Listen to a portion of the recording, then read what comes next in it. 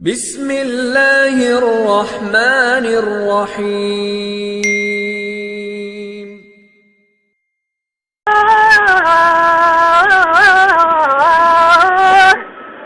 حديث الجاي صلى كلمته بلي على الشريك السيار أربي والبل وجل أتوبي بفاطمة جاء سرجا يسدلنا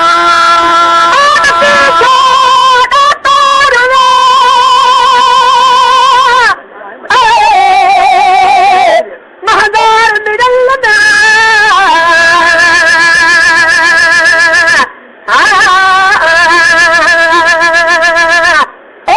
فرمانه فضلتا مثل محبوبا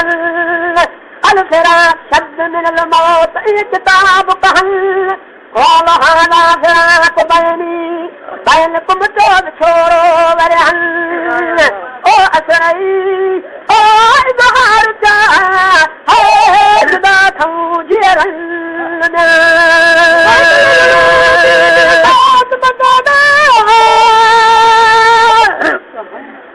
حجور السبرنا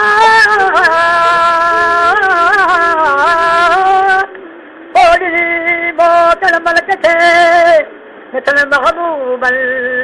قال متهيئة مثل في مدل الصلاة والسلام عليكم يا رسول الله يا لهجل ومولي مكو أهلا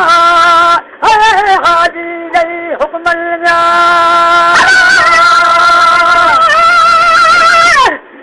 آمت ناره رسول الله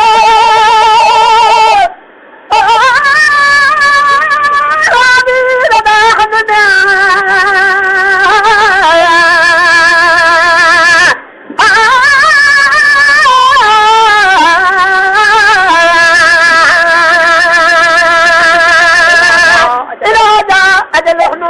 يستأخرون ساعة ولا يستقدمون سنة يترسل فلما هداك يوم الاختفاء مرحبا مرحبا أبا فرصة ترفهيمة سمجروا دوسا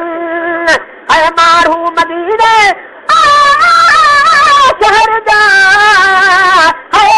هما كل يتل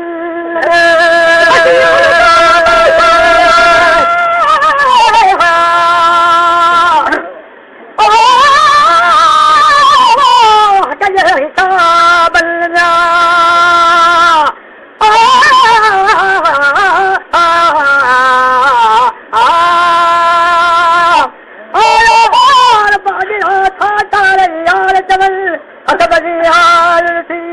أجروا رفيقا في الليل كلمة أجاسيا تتفرنا بالمتاع أهدي أبا بدل المياه فنصر معنا فنصر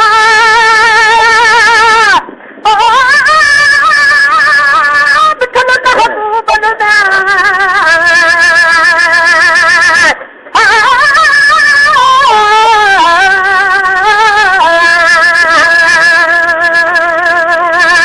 ويقيم الصلاة ويؤتي الزكاة أنا لأذكر آنمي كي بارد بارد هنل وبنارا مسجد فلوكا ببلل أو تسبيو تهليل تلمي فكدا غدا فابغة ركدارا توديهك كرت صار قدم خاتمات نجو خير سا جائني رنزرهن كل نفس ذات تلقوت مكي آهمرن هاي سمر خنجا سترات دو هاي مدامان كلنا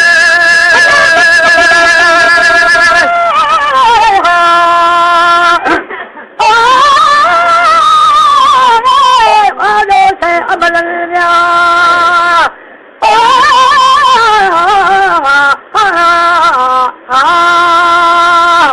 آمد النية يا مجهي مجزم زيفا بغشاين سقاريكا بليوم ذكار قال الأمة كيسنا كم سوى سيسرال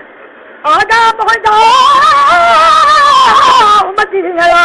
बाकर आजा खाए बलिया आया संग सब खल्क में दिया आया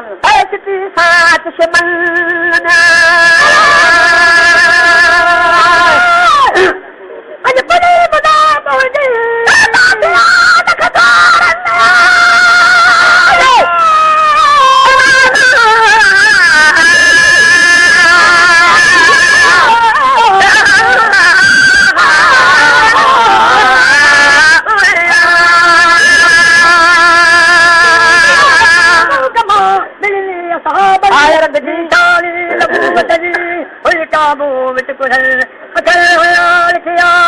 मेरे मस्तिका चवल लकुल चल जल हाल जा वदा तालियतन